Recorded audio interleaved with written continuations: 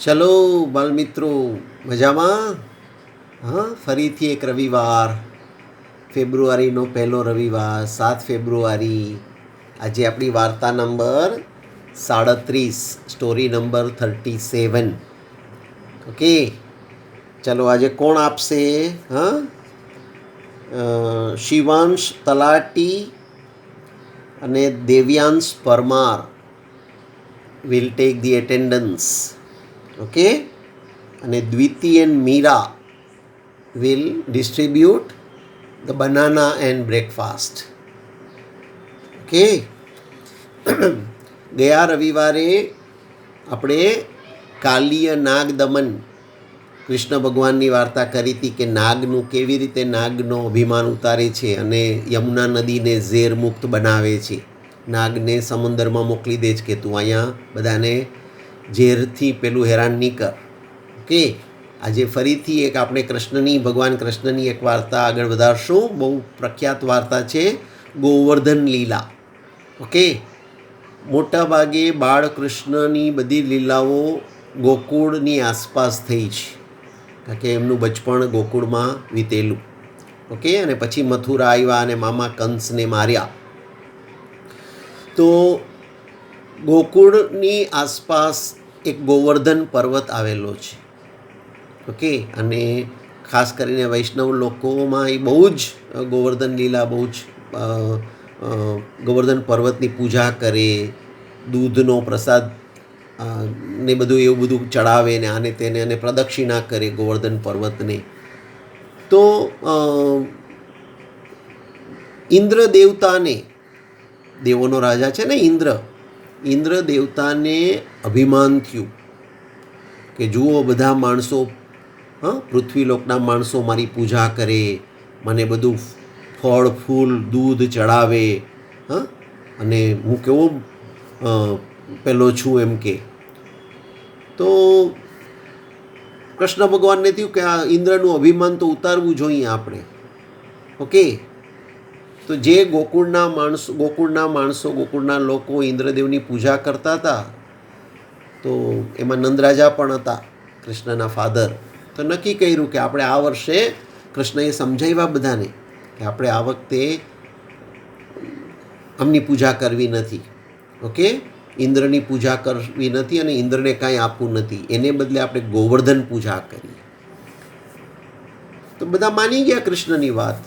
નંદરાજા માની ગયા. તો નંદરાજાએ બીજા બધા ગોવાળિયાને બધાને, ગોકુળના માણસોને, આજુબાજુના ગામના માણસોને સમજાવ્યા કે આપણે આ વખતે ઇન્દ્રની પૂજા નહીં કરીએ, આપણે ગોવર્ધન પૂજા કરશું.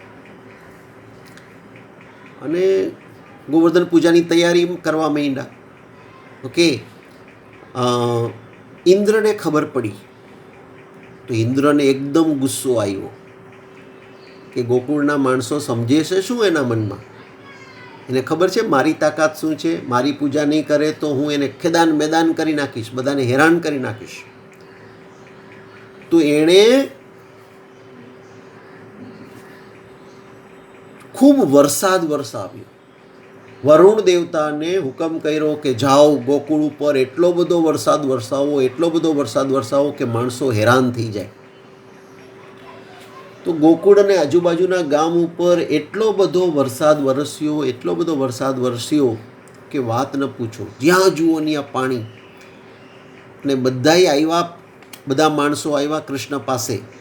કૃષ્ણ, હવે તમે જ બચાવો અમને, તમે ના પાડી હતી ને ઇન્દ્રની પૂજા કરવાની, જુઓ તમે આ ઇન્દ્રનો ગુસ્સો, પાણી કરી મૂક્યું, હવે તમે જ બચાવો. ચાલો, કૃષ્ણ ભગવાન આગળ અને બધા પાછળ. ને ગોવર્ધન પર્વત પાસે આવ્યા. કૃષ્ણ ભગવાને પોતાની જાદુ કરી અને પોતાની લીલાથી ગોવર્ધન પર્વતને હાથ પર, આંગળી ઉપર ઊંચો કરી લીધો. આખા ગોવર્ધન પર્વતનું વજન ઉંચકી લીધું. જસ્ટ વિચાર કરી જુઓ. અને બધાને કીધું આ પર્વતની નીચે આવી જાઓ તમે. જેમ મકાન મોટું હોય ને, આ તો કેટલો બધો વિશાળ પર્વત. બધાને, ગામના માણસોને, ગાયો ભેંસો જે બી બધું હતું એ બધું થઈને તમે આવી જાઓ અહીંયા પર્વતની નીચે. હવે વરસાદ ઉપર પડે, પર્વતની નીચે આ લોકો હતા, આ લોકોને કંઈ થયું નહીં, અને ઊંચાઈ ઉપર હતા આ લોકો, એટલે પાણી કે પૂર કે કાંઈ આવ્યું નહીં. અને એવું કહેવામાં આવે છે કે સતત 7 દિવસ વરસાદ પડ્યો, પણ ગોકુળ કે આજુબાજુના માણસો જે ગોવર્ધન પર્વત કૃષ્ણની સાથે હતા અને ગોવર્ધન પર્વતની નીચે આરક્ષિત હતા એને કાંઈ થયું નહીં. બોલો. અને ઇન્દ્રને સમાચાર મળ્યા તો ઇન્દ્રનું અભિમાન ઉતરી ગયું. ઇન્દ્રએ જાણ્યું કે આ તો ભગવાન કૃષ્ણની લીલા છે, તો એનું અભિમાન ઉતરી ગયું અને દોડતો દોડતો આવીને ભગવાનના પગમાં પડી ગયો. માફી માગી ભગવાનની, કૃષ્ણની માફી માગી કે ભગવાન મને માફ કરો, મને ખબર નથી કે આ મારી ભૂલ થઈ ગઈ.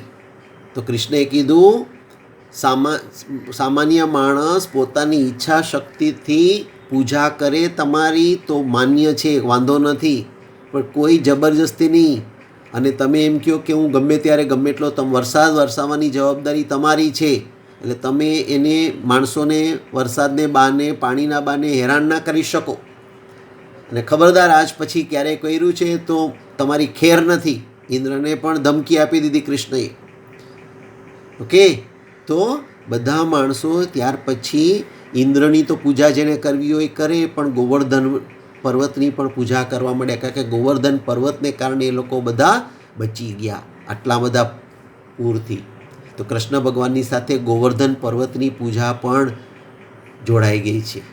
ઓકે, તો આજની વાર્તા આપણે અહીંયા પૂરી કરીએ.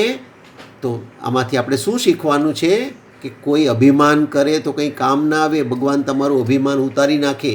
ઇન્દ્ર જેવા દેવતાના રાજાનું જો અભિમાન ઉતારી નાખે તો આપણે તો શું પેલું છે. તો કોઈ દિવસ ઘમંડ કે અભિમાન કરવાનું નહીં. Don't be proudy with your friends, with your relatives, with your parents. Be modest. Okay, નમ્ર બનવાનું. અને અભિમાન કરશો ને તો આવા કૃષ્ણ જે હાલ કર્યા છે ને ઇન્દ્ર દેવતાને, એવા તમારા હાલ પણ થશે. ઠીક છે, ચલો આજની વાર્તા નાસ્તો કરી લો અને આજની વાર્તા પૂરી કરીએ આપણે. ખાધું પીધું ને રાજ કર્યું. 14 તારીખે ફેબ્રુઆરીએ પાછી એક નવી વાર્તા સાથે મળશું. આવજો. જય શ્રી કૃષ્ણ. ખાધું પીધું ને રાજ કર્યું ને બટેટાનું શાક કર્યું.